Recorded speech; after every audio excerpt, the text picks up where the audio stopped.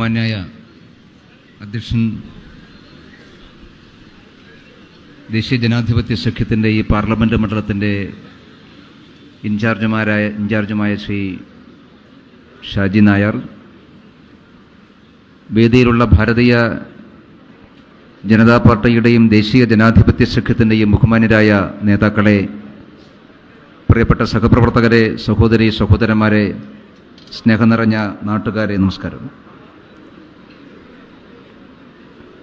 ദേശീയ ജനാധിപത്യ സഖ്യത്തിൻ്റെ നേതൃത്വത്തിൽ അതിൻ്റെ ചെയർമാൻ ശ്രീ കെ സുരേന്ദ്രൻ നയിക്കുന്ന കേരള പദയാത്ര ഇന്ന് മാവേലിക്കര പാർലമെൻറ്റ് മണ്ഡലത്തിലെ വിവിധങ്ങളായ പരിപാടികൾ പങ്കെടുത്ത് ഈ സമ്മേളന നഗരിയിലേക്ക് എത്തുകയാണ്. കഴിഞ്ഞ 27-ാം തീയതി കാസർഗോഡ് നിന്നുമാണ് ഈ പദയാത്ര ആരംഭിച്ചിട്ടുള്ളത്. കേരളത്തിലെ ജനങ്ങളുടെ മുമ്പാകെ ഭാവാത്മകമായ ഒരു ആശയം ഉയർത്തിപ്പിടിച്ചുകൊണ്ടാണ് ഈ പദയാത്രക്ക് ദേശീയ ജനാധിപത്യ സഖ്യം നേതൃത്വം കൊടുക്കുന്നത്. ഒരു പുതിയ കേരളം ഉണ്ടാകണമെന്നുള്ളത് മലയാളികളായിട്ടുള്ള എല്ലാവരുടെയും ആഗ്രഹമാണ്, അഭിലാഷമാണ്.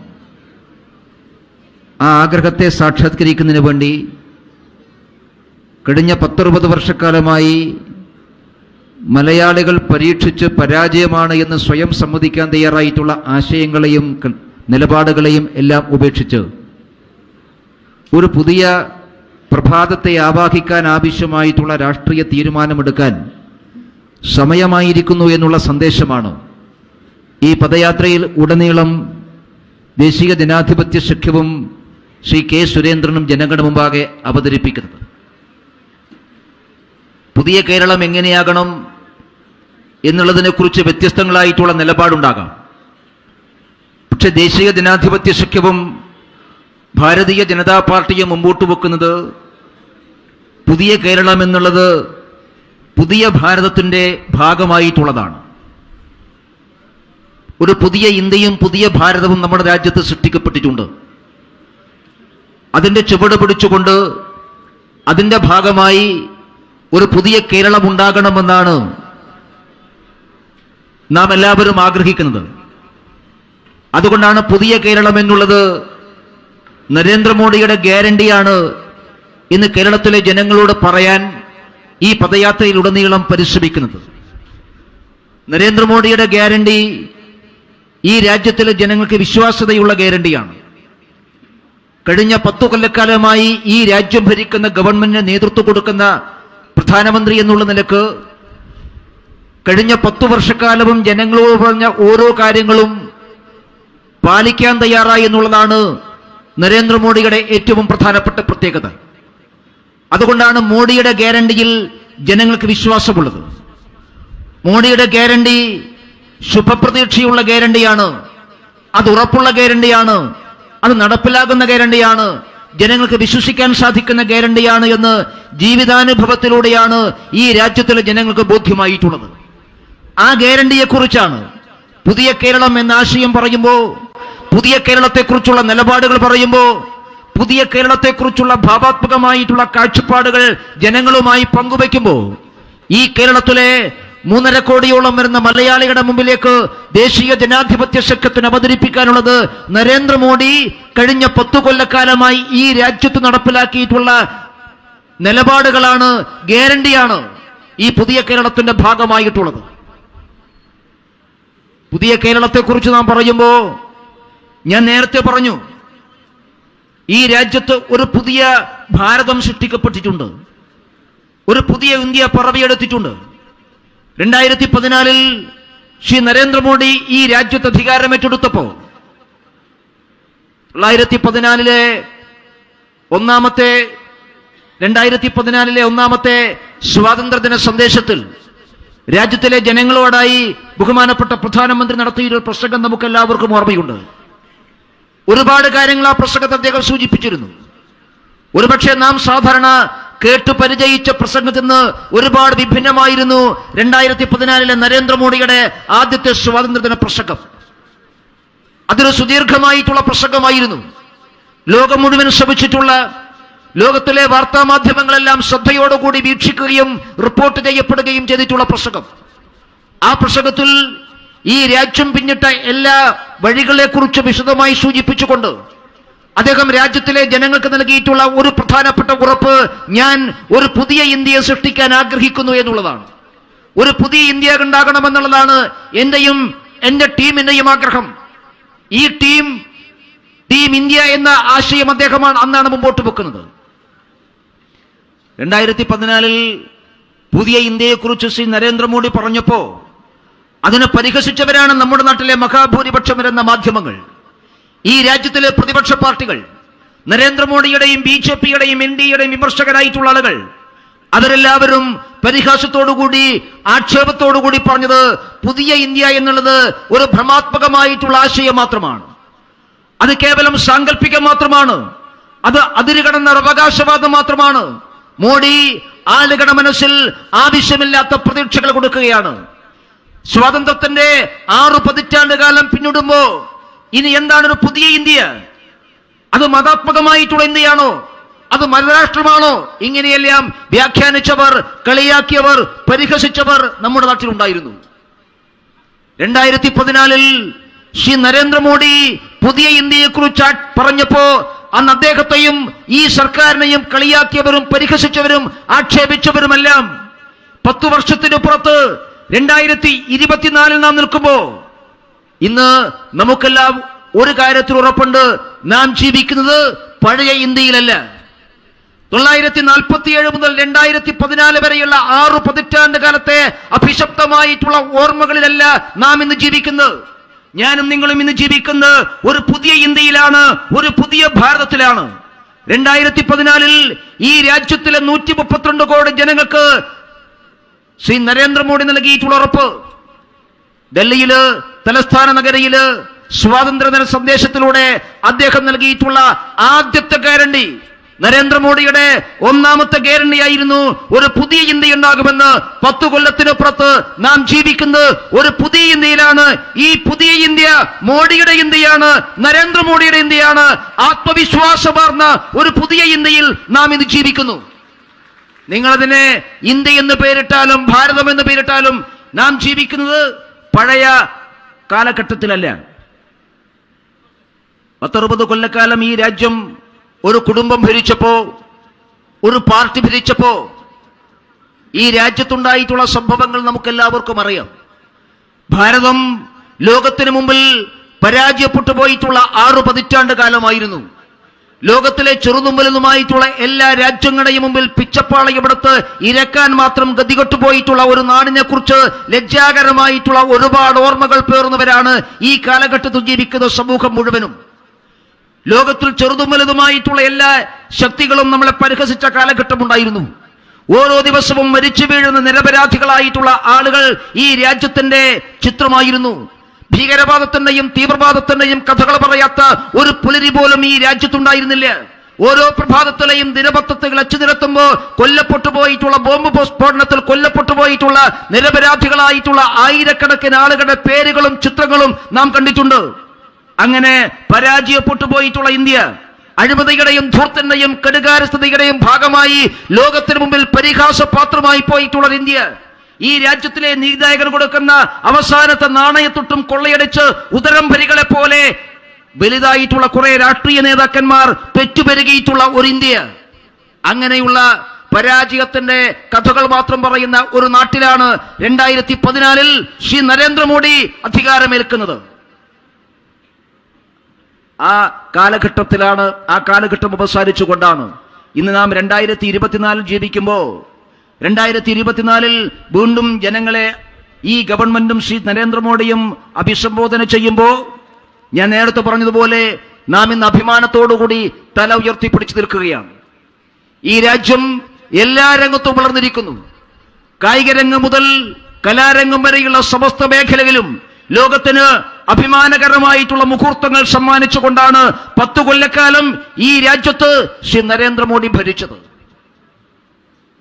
ഇന്നും 2024 ആകുമ്പോഴും ചില ആളുകൾക്കൊക്കെ സംശയമുണ്ടാകാം, നരേന്ദ്രമോദി ഈ രാജ്യത്ത് 10 കൊല്ലം എന്ത് ചെയ്തു? അവരോട് നിങ്ങൾ എത്ര വിശദീകരിച്ചിട്ടും കാര്യമൊന്നുമില്ല. 10 കൊല്ലക്കാലം ഈ സർക്കാരും നരേന്ദ്രമോദിയും ചെയ്തിട്ടുള്ള കാര്യങ്ങൾ എണ്ണി പറഞ്ഞാലും അവർക്ക് അത്ര പെട്ടെന്ന് അങ്ങ് വിശ്വാസം വരില്ല. അങ്ങനെ വിശ്വാസം വരാതെ വീണ്ടും ചോദിക്കുന്നവരോട്, 10 കൊല്ലക്കാലം നരേന്ദ്രമോദി എന്തു ചെയ്തു എന്ന് ചോദിക്കുന്നവരോട് ഒറ്റ വാക്കിൽ ഒരു ഉത്തരം മാത്രമേ നമുക്ക് പറയാനുള്ളൂ. ഈ രാജ്യത്ത് ഒരു പ്രധാനമന്ത്രിയുണ്ട് എന്ന തോന്നലുണ്ടായത് ശ്രീ നരേന്ദ്രമോദി രാജ്യത്തിന്റെ പ്രധാനമന്ത്രിയായതിനു ശേഷമാണ് എന്നുള്ളതാണ് വസ്തുത. ലോകം ഇന്ന് ഈ രാജ്യത്തെ അംഗീകരിക്കുന്നുവെങ്കിൽ ലോകത്തിലെ ഏത് കോണിലും പോയി ഞങ്ങൾ ഭാരതത്തിൽ നിന്ന് വന്നവരാണ്, ഇന്ത്യക്കാരാണെന്ന് പറയുമ്പോൾ നമുക്കൊരു അഭിമാന ബോധമുണ്ടെങ്കിൽ ആ അഭിമാന ബോധം ഉണ്ടാക്കിയത് ശ്രീ നരേന്ദ്രമോദിയാണ്. ഇന്ന് ലോകത്തിലെവിടെയും പോകാം, ആരാടാ എന്ന് ചോദിച്ചാൽ പോടാ എന്ന് പറയാൻ സാധിക്കുന്ന രീതിയിലേക്ക് ഈ രാജ്യം വളർന്നിട്ടുണ്ടെങ്കിൽ, ആ ആത്മാഭിമാനവും ആത്മവിശ്വാസവും ഭാരതീയന്റെ ശിരസിലുണ്ടായിട്ടുണ്ടെങ്കിൽ അത് 10 കൊല്ലക്കാലം ഈ രാജ്യം ഭരിച്ച നരേന്ദ്രമോദി സർക്കാരിന്റെ നേട്ടമാണ്. അത് ലോകം അംഗീകരിക്കുന്നുണ്ട്, ലോകത്തിലെ എല്ലാ രാജ്യങ്ങളും അംഗീകരിക്കുന്നുണ്ട്. എന്തുകൊണ്ടാണ് ഇന്ന് ഈ ഭാരതത്തെ ലോകം അംഗീകരിക്കുന്നത്? അങ്ങനെ അംഗീകരിക്കാനുള്ള ഒരു കാരണം, ലോകത്തിന് മുമ്പിൽ നാം അജയ്യമായ ഒരു ശക്തിയായിട്ട് ഉയരുന്നു എന്നുള്ളതാണ്. പഴയ പിച്ചപ്പാളി എടുക്കുന്ന രാജ്യമല്ലല്ലോ ഇന്നത്തെ ഇന്ത്യ. ലോകത്തിലെ ഏറ്റവും വലിയ സാമ്പത്തിക ശക്തിയായിട്ട് മാറിക്കൊണ്ടിരിക്കുന്ന ഒരു രാജ്യമാണല്ലോ ഭാരതം. അതുകൊണ്ടാണ് ഞാൻ സൂചിപ്പിച്ചത്, ഈ പുതിയ ഭാരതമാണ് നരേന്ദ്രമോദി ഈ രാജ്യത്തിന് നൽകിയിട്ടുള്ള ഗ്യാരണ്ടി. സമൂഹത്തിന്റെ എല്ലാ തുറകളിലും പെട്ടിട്ടുള്ള ആളുകൾക്ക് ആശ്വാസവും അവർക്കെല്ലാം സംരക്ഷണവും കൊടുത്തിട്ടുള്ള ഗവൺമെന്റാണ് ശ്രീ നരേന്ദ്രമോദി ഗവൺമെന്റ്. ലോകത്തിലെ ഏറ്റവും വലിയ സാമ്പത്തിക ശക്തിയായിട്ട് നമ്മൾ മാറുന്നു.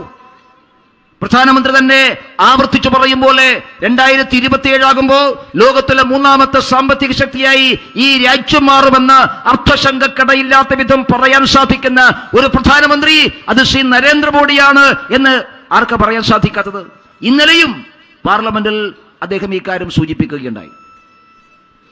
2014 നരേന്ദ്രമോദി രാജ്യത്തിന്റെ പ്രധാനമന്ത്രിയെ ചുമതലയേറ്റെടുക്കുമ്പോൾ നമ്മുടെ രാജ്യം എന്ന് പറയുന്നത് 1 ട്രില്യൺ എക്കണോമി മാത്രമുള്ള രാജ്യമായിരുന്നു. അവിടെ നിന്നാണ് 2019 ബഡ്ജറ്റിൽ ശ്രീമതി നിർമ്മല സീതാരാമൻ പറഞ്ഞത്, ഞങ്ങൾ $5 ട്രില്യൺ എക്കണോമിയിലേക്ക് എത്തും, ലോകത്തിലെ പ്രധാനപ്പെട്ട സാമ്പത്തിക ശക്തിയാകും. അന്ന് കോൺഗ്രസുകാരും CPM-കാരും നിർമ്മല സീതാരാമനെയും നരേന്ദ്രമോദിയും കളിയാക്കിയിട്ടുണ്ട്, പരിഹസിച്ചിട്ടുണ്ട്. ഈ കേരളത്തിലെ ചില സാമ്പത്തിക ബുദ്ധിജീവികളായിട്ടുള്ള ആളുകളെല്ലാം ഇതെല്ലാം നടക്കാത്തതാണ് എന്ന് പറഞ്ഞ് ആക്ഷേപിച്ചിട്ടുണ്ട്. പക്ഷെ അവരെല്ലാവരും ഇന്നൊരു കാര്യം സമ്മതിക്കാൻ തയ്യാറാകുന്നു. ലോകത്തിലെ ഏറ്റവും വലിയ സാമ്പത്തിക ശക്തിയായി, ലോകത്തിലെ ഏറ്റവും വലിയ സൈനിക ശക്തികളിലൊന്നായി, ലോകത്തിലെ ഏറ്റവും വലിയ അടിസ്ഥാന വികസന സൗകര്യമുള്ള രാജ്യമായി, ലോകത്തിലെ ഏറ്റവും കൂടുതൽ നിർമ്മാണ പ്രവർത്തനമുള്ള രാജ്യമായി, ലോകത്തിലെ ഏറ്റവും കൂടുതൽ ദാരിദ്ര്യ നിർമ്മാർജ്ജനം നടക്കുന്ന രാജ്യമായി ഈ ഭാരതം മാറുന്നു എന്നുള്ള യാഥാർത്ഥ്യത്തെ അംഗീകരിക്കാതിരിക്കാൻ കോൺഗ്രസിനോ CPM-നോ പോലോ ഇന്ന് സാധിക്കില്ല. അതാണ് ഞാൻ സൂചിപ്പിച്ചത്. വർത്തമാനകാല ഭാരതം ആത്മവിശ്വാസത്തിന്റെ നാടാണ്. ലോകത്തിന്റെ നെറുകയിലേക്ക് നാം ഉയരുന്നു. ഈ ഭാരതത്തോടൊപ്പം നിൽക്കുക എന്നുള്ളതാണ് പ്രിയപ്പെട്ടവരെ കേരളത്തിന് ചെയ്യാനുള്ളത്. അതുകൊണ്ടാണ് പുതിയ കേരളം എന്നുള്ള ആശയം ദേശീയ ജനാധിപത്യ സഖ്യം പറയുമ്പോൾ ആ പുതിയ കേരളം ആത്മവിശ്വാസമുള്ള കേരളമാകണം. ഇന്ന് കേരളത്തിന് ആത്മവിശ്വാസമുണ്ട് എന്ന് പറയാൻ സാധിക്കുമോ? പുതിയ ഭാരതം സാമ്പത്തിക സ്വയം പര്യാപ്തതയുള്ള ഭാരതമാണ്. നരേന്ദ്രമോദിയുടെ ഗ്യാരണ്ടി സാമ്പത്തിക സ്വയം പര്യാപ്തതയാണ്. ഈ കേരളത്തിന് സാമ്പത്തിക സ്വയം പര്യാപ്തതയുണ്ടോ? നാളെ ബഹുമാനപ്പെട്ട മുഖ്യമന്ത്രിയും മന്ത്രിമാരും ഡൽഹിയിൽ സമരം നടത്താൻ വേണ്ടി പോവുകയാണല്ലോ. എന്തിനാണ് മുഖ്യമന്ത്രിയും മന്ത്രിമാരും സമരം നടത്തുന്നത്? കേന്ദ്രം കേരളത്തോട് കാണിക്കുന്ന അവഗണനയെക്കുറിച്ചാണ് പറയുന്നത്. കേന്ദ്രം കേരളത്തിന് ആവശ്യമായിട്ടുള്ള തരുന്നില്ല എന്നുള്ളതാണ് അവർ പറയുന്നത്. ഈ ചോദ്യം കുറെ കാലമായി കേരളത്തിലെ മുഖ്യമന്ത്രിയും മന്ത്രിമാരും ഉയർത്തുന്ന ചോദ്യമാണ്. ആ ചോദ്യത്തിന് പലയാവർത്തി ബഹുമാനപ്പെട്ട ധനകാര്യ വകുപ്പ് മന്ത്രി, കേന്ദ്രത്തിലെ മന്ത്രി നിർമ്മല സീതാരാമൻ ഉത്തരം പറഞ്ഞിട്ടുണ്ട്. ആകെ നിർമ്മലാജി കേരളത്തിലെ മന്ത്രിമാരോടും മുഖ്യമന്ത്രിയോടും പറയുന്നത്, നിങ്ങൾക്ക് അവകാശപ്പെട്ട ഒരു പണവും കേന്ദ്രം കവർന്നെടുക്കില്ല. കേരളത്തിന് കിട്ടേണ്ടതെല്ലാം കേരളത്തിന് കിട്ടും. കേരളത്തിന് ന്യായമായ നിയമപരമായ അർഹതപ്പെട്ട ഒരു പണവും തടഞ്ഞു വെക്കില്ല. അത് കേരളത്തിൽ മാത്രമല്ല, ഈ രാജ്യത്ത് ഒരു സംസ്ഥാനത്തിനും ന്യായമായിട്ട് കൊടുക്കേണ്ട വിഹിതം നിഷേധിക്കുന്ന ഗവൺമെന്റ് അല്ല നരേന്ദ്രമോദിയുടെ ഗവൺമെന്റ്. ഈ സർക്കാർ തന്നെ കേന്ദ്രത്തിന് മുമ്പിൽ നിവേദനം കൊടുത്തപ്പോ കോവിഡ് കാലഘട്ടത്തിൽ വായ്പയുടെ പരിധി ഉയർത്തണമെന്ന് ഈ കേരളം ആവശ്യപ്പെട്ടപ്പോ നിങ്ങളുടെ ആവശ്യം അംഗീകരിച്ച ഗവൺമെന്റിലെ കേന്ദ്രത്തിലെ നരേന്ദ്രമോദിയുടെ ഗവൺമെന്റ്.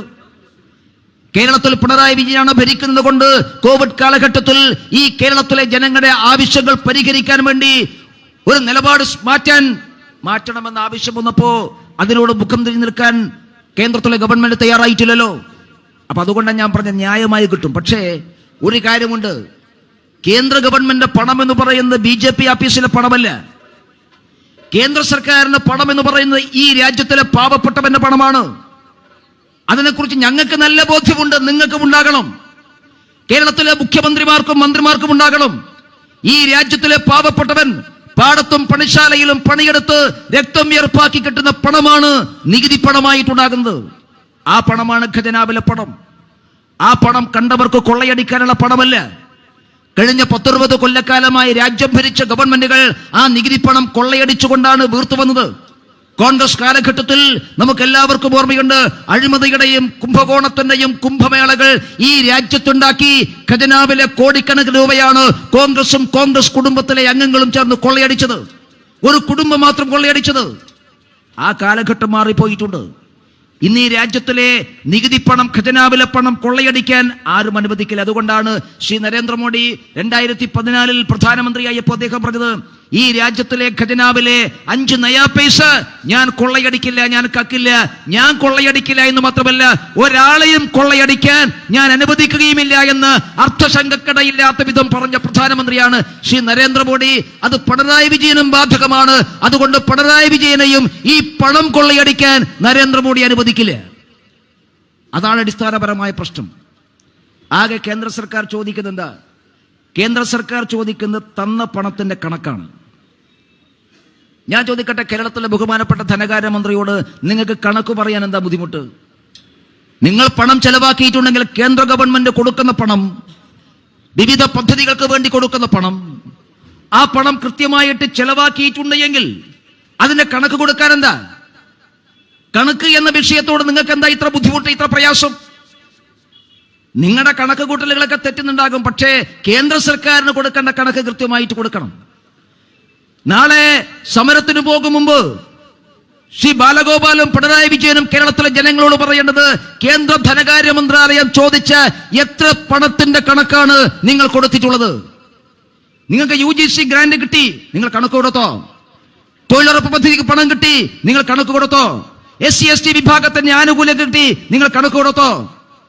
നിങ്ങൾ കൊടുത്തു തീർക്കാത്ത കണക്കിന്റെ 1000 തെളിവുകൾ കേന്ദ്ര ധനകാര്യമന്ത്രി പറഞ്ഞല്ലോ. അപ്പൊ അതാണ് പ്രശ്നം. നിങ്ങൾ വാങ്ങുന്ന പണത്തിന്റെ കണക്ക് കൊടുക്കാൻ തയ്യാറാക്കണം. എന്തുകൊണ്ടാണ് കണക്ക് കൊടുക്കാൻ തയ്യാറാകാത്തത്? കണക്ക് കൊടുക്കാൻ തയ്യാറാകാത്തത് സർക്കാരിന്റെ കയ്യിൽ കണക്കില്ല. സർക്കാർ ചെലവഴിക്കുന്നത് യഥാർത്ഥമായിട്ടുള്ള അർഹതപ്പെട്ട ആളുകൾക്കല്ല കിട്ടുന്നത്. അതുകൊണ്ടാണ് ഞങ്ങൾ ആദ്യമേ പറഞ്ഞത്, സർക്കാർ, കേരളത്തിലെ ഗവൺമെന്റ് നികുതി പണം കൊള്ളയടിക്കുകയാണ്. ഇങ്ങനെ ജനങ്ങളെ കൊള്ളയടിക്കുന്ന ഒരു ഗവൺമെന്റ്, പ്രിയപ്പെട്ടവരെ, കേരളത്തിന്റെ ചരിത്രത്തിൽ ഇന്നേ വരെ ഉണ്ടായിട്ടില്ല. നിങ്ങൾ കേന്ദ്ര സർക്കാരിന്റെ പണം മേടിക്കുക, അത് കൊള്ളയടിക്കുക, അത് അഴിമതിക്ക് വേണ്ടി വീതം വെച്ചെടുക്കുക. ഈ ഏർപ്പാടുള്ളത് കൊണ്ടാണ് കേന്ദ്ര സർക്കാർ ആവർത്തിച്ച് നിങ്ങളോട് പറയുന്നത്, ഈ കേന്ദ്ര ഗവൺമെന്റ് കൊടുക്കുന്ന അവസാനത്തെ നാണയത്തൊട്ടിന്റെയും കണക്ക് തിരിച്ചു കൊടുത്താൽ മാത്രമേ കേന്ദ്രം പണം തരികയുള്ളൂ. അതല്ലാതെ മുട്ടാപ്പോക്ക് ന്യായം പറഞ്ഞാൽ പണം കിട്ടില്ല. ഞാൻ ഇന്ദ്രനെയും ചന്ദ്രനെയും പേടിയില്ലാത്ത ആളാണ് എന്ന് നിങ്ങൾക്ക് വിടവ പറയാം. ഡൽഹിയിലെത്തിയാൽ അങ്ങനെ നിങ്ങൾ പറഞ്ഞ പണം കിട്ടില്ല. പണം കിട്ടണമെങ്കിൽ കണക്ക് കൊടുക്കണം.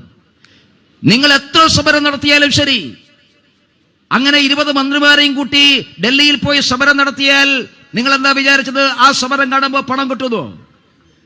നിങ്ങൾ ഒരു ദിവസമല്ല 1000 ദിവസം ഡൽഹിയിൽ തമ്പടിച്ചാലും കണക്ക് കൊടുക്കാതെ, വാങ്ങിയ പണത്തിന്റെ കണക്ക് കൊടുക്കാതെ 5 നയാ പൈസ ഡൽഹിയിൽ നിന്ന് കിട്ടുമെന്ന് പിണറായി വിജയനും വിചാരിക്കണ്ട, ധനകാര്യമന്ത്രിയും വിചാരിക്കണ്ട. കണക്ക് കൊടുത്താൽ പണം കിട്ടും.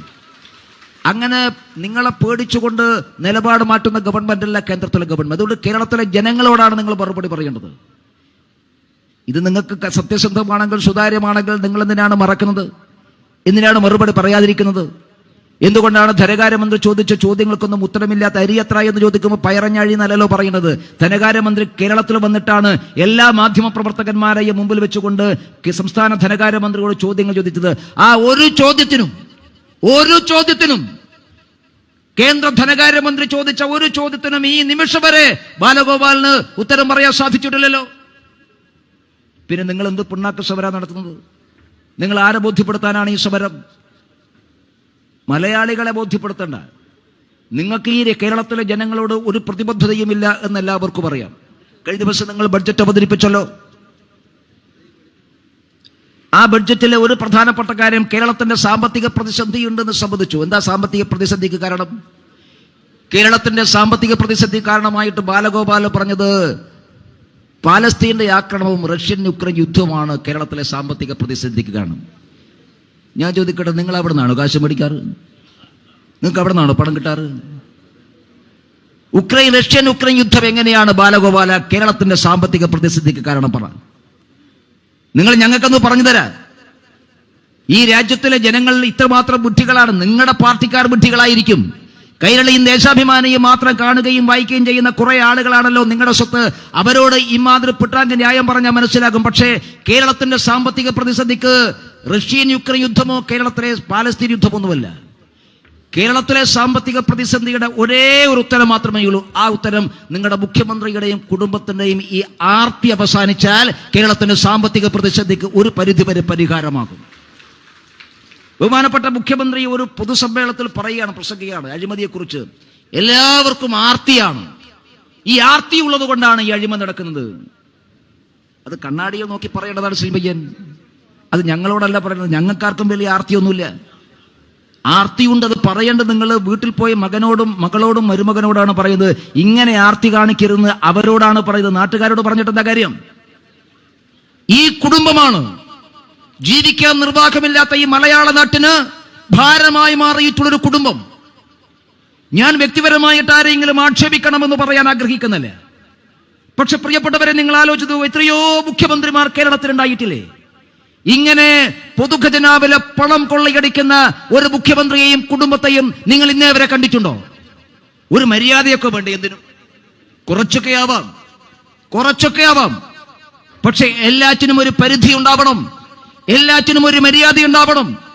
കഴിഞ്ഞ 6-7 കൊല്ലക്കാലമായി മുഖ്യമന്ത്രി അദ്ദേഹത്തിന്റെ കുടുംബവും നടത്തിയിട്ടുള്ള അഴിമതിയുടെ നാറുന്ന കഥകൾ കേട്ടുകൊണ്ട് മലയാളികൾ തലകുനിക്കുകയാണ്.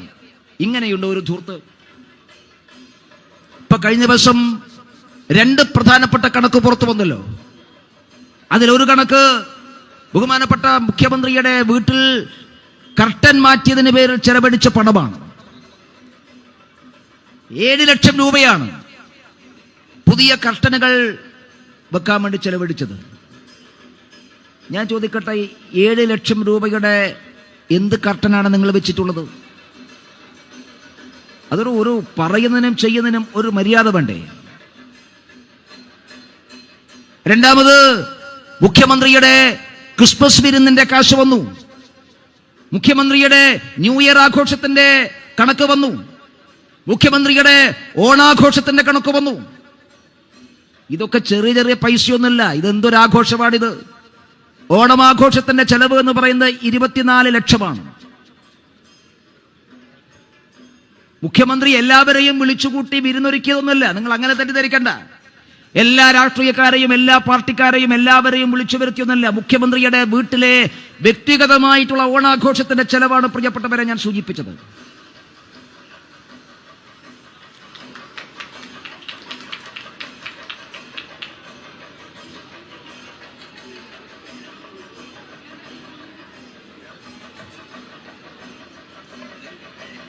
ബഹുമാന്യരെ, ആരാധ്യനായിട്ടുള്ള കേരള പദയാത്രയുടെ നായകൻ, എൻഡിഎയുടെ ചെയർമാൻ കെ സുരേന്ദ്രൻ ഇതാ വേദിയിലേക്ക് കടന്നു വരികയാണ്. ഉദ്ഘാടകനായിട്ടുള്ള കേന്ദ്രമന്ത്രി ഡോക്ടർ ഹർഷവർദ്ധൻ അവർകളും ഈ വേദിയിലേക്ക് കടന്നു വരുന്നു. എല്ലാവരും മുദ്രാവാക്യം വിളികളോടുകൂടി അദ്ദേഹത്തെ സ്വാഗതം ചെയ്യേണ്ടതാണ്. സ്വാഗതം, സുസ്വാഗതം, സ്വാഗതം, സുസ്വാഗതം. യാത്രാ നായകന് സ്വാഗതം. ബോലോ ഭാരത് മാതാ കി, ബോലോ ബിജെപിക്ക് സ്വാഗതം, സുസ്വാഗതം. സുരേന്ദ്രൻ ചേട്ടന് സ്വാഗതം, സ്വാഗതം, സുസ്വാഗതം. ഹർഷവർദ്ധൻ ജിക്ക് സ്വാഗതം, ഹർഷവർദ്ധൻ ജിക്ക് സ്വാഗതം, സ്വാഗതം, സുസ്വാഗതം. സ്വാഗതം, സുസ്വാഗതം. കെഎസിന് സ്വാഗതം, കെഎസിന് സ്വാഗതം, സ്വാഗതം, സുസ്വാഗതം. സ്വാഗതം, സുസ്വാഗതം. ചെങ്ങന്നൂരിൻ സ്വാഗതം, ചെങ്ങന്നൂരിൻ സ്വാഗതം. മാവേലിക്കര സ്വാഗതം, അമേരിക്കയുടെ സ്വാഗതം, സ്വാഗതം, സുസ്വാഗതം. സുസ്വാഗതം. കെ സുരേന്ദ്രന് സ്വാഗതം, കെ സുരേന്ദ്രന് സ്വാഗതം. മോദിയുടെ ഗ്യാരണ്ടി, മോദിയുടെ ഗ്യാരണ്ടി, മോദിയുടെ ഗ്യാരണ്ടി. മോദിയുടെ ഗ്യാരണ്ടി. പുതിയ പുതിയ കേരളം, പുതിയ പുതിയ കേരളം. സ്വാഗതം, സ്വാഗതം. സ്വാഗതം, സ്വാഗതം. സ്വാഗതം, സുസ്വാഗതം. സ്വാഗതം, സുസ്വാഗതം. കെ സുരേന്ദ്രന് സ്വാഗതം, സുരേന്ദ്രന് സ്വാഗതം. സ്വാഗതം, സുസ്വാഗതം. സ്വാഗതം, സുസ്വാഗതം. സ്വാഗതം, സുസ്വാഗതം. സ്വാഗതം, സുസ്വാഗതം. കേരള പദയാത്രയ്ക്ക് സ്വാഗതം. കെ സുരേന്ദ്രന് സ്വാഗതം. ബോലോ ഭാരത് മാതാ കി, ബോലോ എൻഡിഎക്ക്, ബോലോ ബിജെപിക്ക് സ്വാഗതം, സുസ്വാഗതം. സ്വാഗതം, സുസ്വാഗതം. കെ സുരേന്ദ്രന് സ്വാഗതം, സ്വാഗതം, സുസ്വാഗതം. സ്വാഗതം, സുസ്വാഗതം. ഹർഷവർദ്ധന് സ്വാഗതം, ഹർഷവർദ്ധൻ ജിക്ക് സ്വാഗതം. സ്വാഗതം, സുസ്വാഗതം. സ്വാഗതം, സുസ്വാഗതം. കെ സുരേന്ദ്രന് സ്വാഗതം. വിജയിക്കട്ടെ, വിജയിക്കട്ടെ. കേരള പദയാത്ര വിജയിക്കട്ടെ. സ്വാഗതം, സുസ്വാഗതം. ബെഡ ഫൈറ്ററിന് സ്വാഗതം. മോദിയുടെ ഗ്യാരണ്ടി, പുതിയ പുതിയ കേരളം. സ്വാഗതം, സുസ്വാഗതം. കെ സുരേന്ദ്രന് സ്വാഗതം, സ്വാഗതം, സുസ്വാഗതം. ഹർഷവർദ്ധൻ ജിക്ക് സ്വാഗതം. ചെങ്ങന്നൂരിൻ സ്വാഗതം. മാവേലിക്കരയുടെ സ്വാഗതം. സ്വാഗതം, സുസ്വാഗതം. കെ സുരേന്ദ്രന് സ്വാഗതം. സ്വാഗതം, സുസ്വാഗതം. ഹർഷവർദ്ധൻ ജിക്ക് സ്വാഗതം. സ്വാഗതം, സുസ്വാഗതം. പോരാളിക്ക് സ്വാഗതം.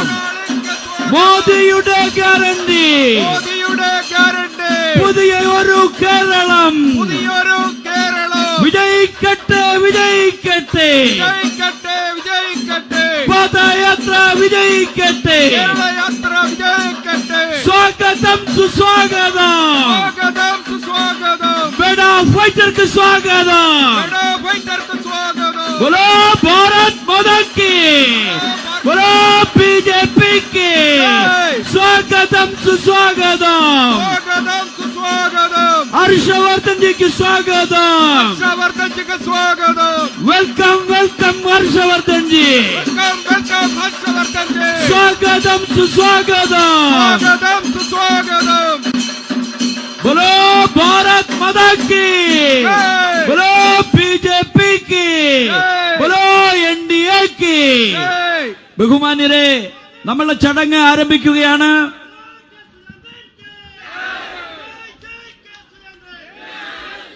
പ്രിയപ്പെട്ടവരെ, ഞാൻ ദീർഘിപ്പിക്കുന്നില്ല. ബഹുമാന്യായ നമ്മുടെ പദയാത്രയുടെ നായകനും ദേശീയ ജനാധിപത്യ സംഘത്തിന്റെ ചെയർമാനുമായ ശ്രീ കെ, ഈ യാത്രയുടെ ഉദ്ഘാടനം നിർവഹിക്കുന്ന ബഹുമാനായ ശ്രീ ഹർഷവർദ്ധൻജിയും ഈ വേദിയിലെത്തിയിരിക്കുന്നു. അതുകൊണ്ട് ഞാൻ ദീർഘിപ്പിക്കുന്നില്ല. ഞാൻ സൂചിപ്പിച്ചത് കേരളത്തിന്റെ സാമ്പത്തിക പ്രതിസന്ധിയുടെ ഒരേ ഒരു ഉത്തരവാദി കേരളത്തിലെ മുഖ്യമന്ത്രിയും അദ്ദേഹത്തിന്റെ കുടുംബവുമാണ്. ആദ്യം തെറ്റുതിരുത്തേണ്ടത് മുഖ്യമന്ത്രിയാണ്. മുഖ്യമന്ത്രി തെറ്റുതിരുത്തിയാൽ, മുഖ്യമന്ത്രി അദ്ദേഹത്തിന്റെ കുടുംബത്തെ കൊണ്ട് തെറ്റുതിരുത്തിക്കാൻ വേണ്ടി സാധിച്ചാൽ പരിഹരിക്കാവുന്ന സാമ്പത്തിക പ്രതിസന്ധിയെ കേരളത്തിനുള്ളൂ. അതുകൊണ്ടാണ് ഞാൻ സൂചിപ്പിച്ചത്, ഈ സർക്കാരിന്റെ ധൂർത്തും ദുർവ്യയവും അവസാനിപ്പിക്കാൻ തയ്യാറാവണം. കേരളത്തിലെ ജനങ്ങളുടെ ആവശ്യങ്ങൾ കണ്ടറിഞ്ഞുകൊണ്ട് അതിന് പരിഹാരമുണ്ടാക്കുന്ന ഗവൺമെന്റാണ് ശ്രീ നരേന്ദ്രമോദിയുടെ ഗവൺമെന്റ്. അതുകൊണ്ടാണ് ഈ സർക്കാർ, കേരളത്തിലെ സംസ്ഥാന സർക്കാർ കേരളത്തിലെ പാവപ്പെട്ടവർക്ക് ഒന്നും ചെയ്യുന്നില്ല എന്ന് ബോധ്യമുള്ളത് കൊണ്ടാണ് കേന്ദ്ര സർക്കാർ നേരിട്ട് ഈ നാട്ടിലെ സാധാരണക്കാർക്ക് സാധനങ്ങൾ വിതരണം ചെയ്യാൻ തരുന്നത്. ഒരു മാസമായി നമ്മുടെ നാട്ടിൽ സവാള ആളുകൾക്ക് കിട്ടുന്നുണ്ട്. ആ സവാള കേന്ദ്ര ഗവൺമെന്റാണ്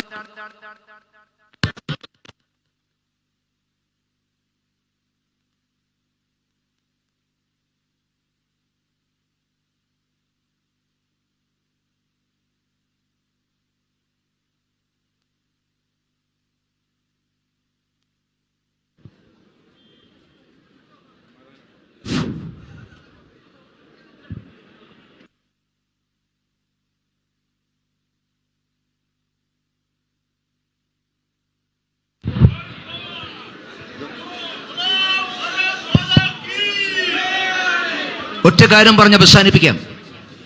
കഴിഞ്ഞ 1-2 മാസക്കാലമായി കേന്ദ്ര ഗവൺമെന്റ് നേരിട്ട് നമ്മുടെ നാട്ടിലെ സാധാരണക്കാർക്ക് സവാള കൊടുക്കുന്നുണ്ട്. അത് കേന്ദ്ര സർക്കാർ ഏജൻസി മുഖാന്തരം കൊടുക്കുകയാണ്. അത് കേരളത്തിലെ ചില നഗരങ്ങളിൽ 2 മാസമായി കൊടുത്തുകൊണ്ടിരിക്കുകയാണ്. സംസ്ഥാനത്തെ സിവിൽ സപ്ലൈസ് വകുപ്പിന്റെ ഉദ്യോഗസ്ഥന്മാർ പരമാവധി അതിനെങ്ങനെ തടസ്സപ്പെടുത്താം എന്ന് പരിശ്രമിച്ചിട്ടുണ്ടായിരുന്നു. അതിന് ആ ഏജൻസി വാടകയ്ക്കെടുക്കുന്ന വാഹനങ്ങൾ കൊടുക്കാൻ പാടില്ല എന്ന് ലോറി ഉടമകളോട് കേന്ദ്ര സിവിൽ സപ്ലൈസ് ഉദ്യോഗസ്ഥന്മാർ പറഞ്ഞിരുന്നു. സംസ്ഥാന സർക്കാരിന്റെ ഉദ്യോഗസ്ഥന്മാർ ആ പദ്ധതി, ആ പ്രവർത്തനം എങ്ങനെ തടയാമെന്ന് പല പരിശ്രമവും നടത്തിയിട്ടുണ്ട്. വലിയ കഷ്ടപ്പെട്ടിട്ടാണ് ആ ഏജൻസിയുടെ ഉദ്യോഗസ്ഥന്മാർ അത് കേരളത്തിൽ വിതരണം ചെയ്തുകൊണ്ടിരിക്കുന്നത്. ഇതിപ്പോ ഈ ദിവസം മുതൽ കേരളത്തിൽ അരി കൂടി വിതരണം ചെയ്യുകയാണ്. 29 രൂപക്ക് അരി കൊടുക്കുകയാണ്. ഞങ്ങൾ ഈ ഗവൺമെന്റിനോട് പറയുന്നത്, നിങ്ങൾ ഏതായാലും കൊടുക്കാൻ തയ്യാറല്ല. ഒരു നയാ പൈസയുടെ ഗുണവും സാധാരണക്കാർക്ക് നിങ്ങൾ കൊടുക്കാൻ തയ്യാറല്ല. അതുകൊണ്ട് ആളുകൾ എങ്ങനെയെങ്കിലും കഞ്ഞി കുടിച്ചെങ്കിലും ജീവിച്ചോട്ടെ എന്ന് വിചാരിച്ചിട്ട് ഈ പ്രവർത്തനവും തടയാൻ നിങ്ങൾ തയ്യാറാകരുത്. മാസിച്ചുകാർക്ക് കുറച്ച് ബുദ്ധിമുട്ടുണ്ടാകും. കാരണം ഭാരത് എന്ന് പേര് കേൾക്കുമ്പോൾ നിങ്ങൾക്ക് വാങ്ങാൻ ബുദ്ധിമുട്ടുണ്ടാകും. നിങ്ങൾ ബുദ്ധിമുട്ടേണ്ട, സഞ്ചിയുടെ പേര് മാത്രമേ ഭാരതം എന്നുള്ളൂ. അതിനകത്തുള്ളത് നിങ്ങൾ കഴിക്കുന്ന അരി തന്നെയാണ്. അതുകൊണ്ട് വാങ്ങിയാൽ നിങ്ങൾക്ക് നല്ലതാണ്. ഈ സർക്കാർ ഈ പ്രാവശ്യവും സിവിൽ സപ്ലൈസ് ഉദ്യോഗസ്ഥന്മാരെ ഉപയോഗപ്പെടുത്തിക്കൊണ്ട് ആ പദ്ധതി അട്ടിമറിക്കാൻ വേണ്ടി പരിശ്രമിച്ചാൽ കേരളത്തിലെ ജനങ്ങൾ അതിനോട് പ്രതികരിക്കും. അതുകൊണ്ട് അത്തരം ബുദ്ധിശൂന്യമായിട്ടുള്ള നിലപാടുകളിലേക്ക് സംസ്ഥാന സർക്കാർ പോകരുത് എന്ന് മാത്രം സൂചിപ്പിച്ചുകൊണ്ട് ഈ പദയാത്രക്ക് എല്ലാവിധ അഭിവാദനങ്ങൾ നേർന്നുകൊണ്ട് ഞാൻ നിർത്തുന്നു. നമസ്കാരം. വന്ദേ മാതരം.